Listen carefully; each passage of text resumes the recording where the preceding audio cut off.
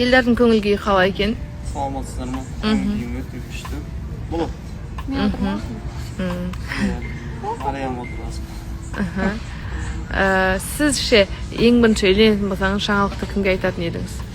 Мен болсам ба? Иә. Чуть-чуть әкеме айтатын. Әкеме. Мынандай жағдай болса, сізге ұнап жүрген қызды сіздің қасыңыздағы дос балаңыз ұнатып, бірінші қадамды сол жасап қойса, сіз не істейсіз? Еңліктің бүгін мазасы жоқ, аздап, иә?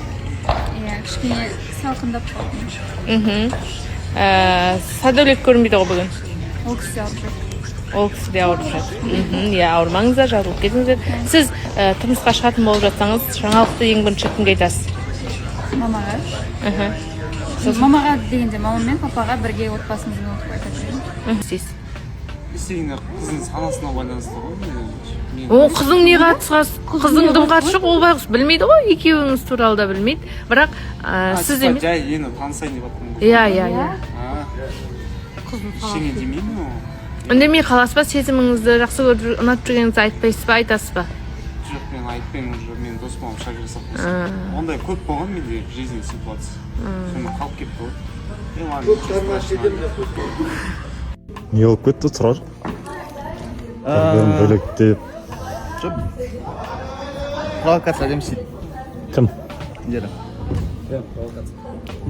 Провокацияны әдемі істейді. Роль жертва деген бар ғой. Роль жертва всегда адамдардың көзінде андай бір жақсы болып көрінеді. Сол рольда күшті алады. Енді Мен өзім көргенімді білгенде дедім. сонда төрт қыздың Индираға қарай атылғаны дұрыс па? Сосын подругаларыма айтамын, достарыма айтамын. Сосын айтасыз ба ол кісілерге? Бірінші мамаға. Бірінші бәрібір отбасын есту керек қой. Жағдайда отбасын естейді, потом подругаларыма айтамын. Солай. Түнде Садәулеттің әкеп берген Атылу дегенде біз не емеспіз ғой. Мы же не воины. Біз поле андай төбелесетін жерде емеспіз атылатындай. Бұл пікірталас үйленіп алғаны болғандықтан әркім өз ойын айтады.